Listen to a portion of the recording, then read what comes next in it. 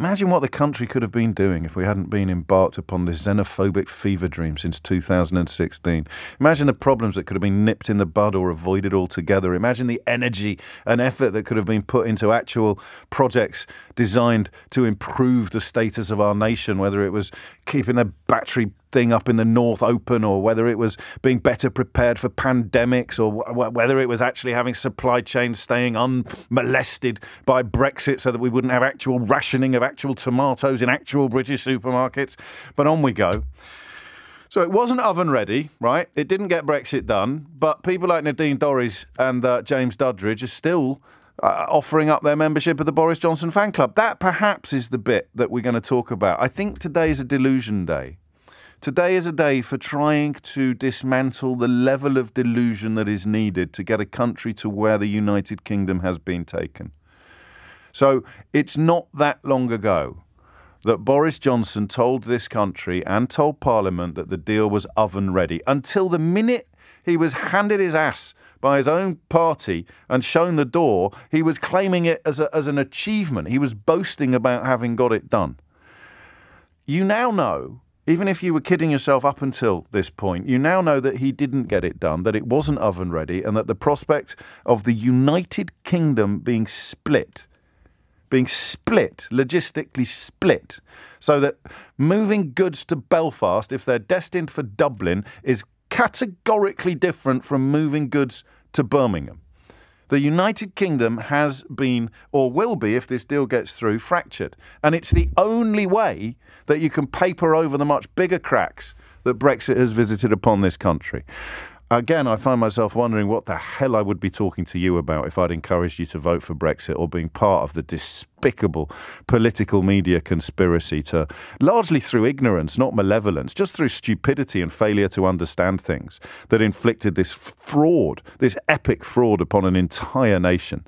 I have no clue today. Well, maybe cyclists or something, I don't know. I'd be desperate.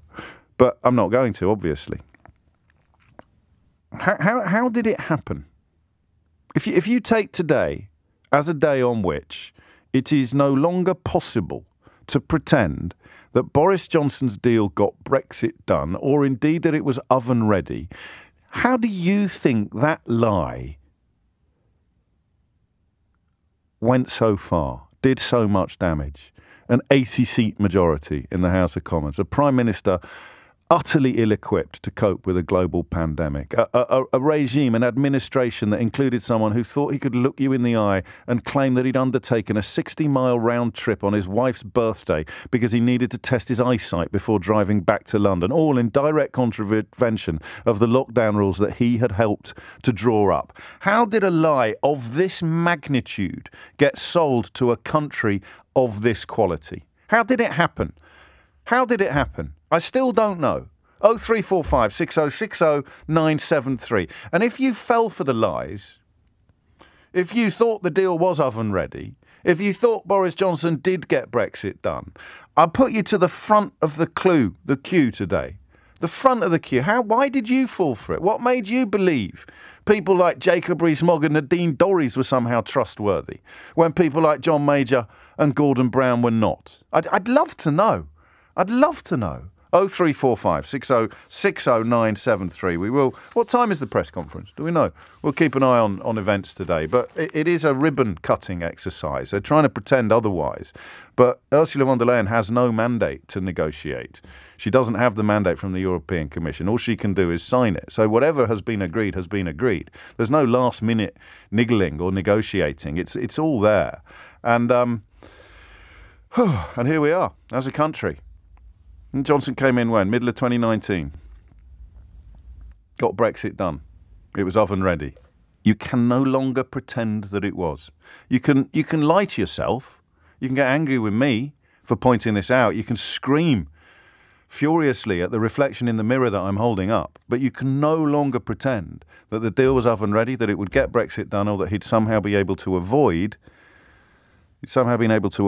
checks on goods going into Northern Ireland from Great Britain. All of that, categorically untrue, demonstrably false, utterly fraudulent. How did this wonderful, wonderful country fall for such an almighty con job? Hit the numbers now. You will get through. I'm not sure I've ever asked you that question precisely before. 0345 6060 973 is the number you need.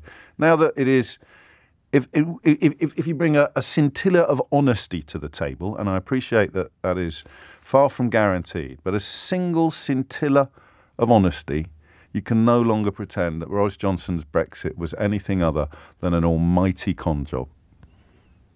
How did it happen? And as many perspectives as possible, as ever on the programme, especially if you fell for it. Because remember, you'll get no grief from me. No grief from me. My fury is reserved for the people that sold it, not the people that bought it. Contempt for the con men, compassion for the conned. How did it happen?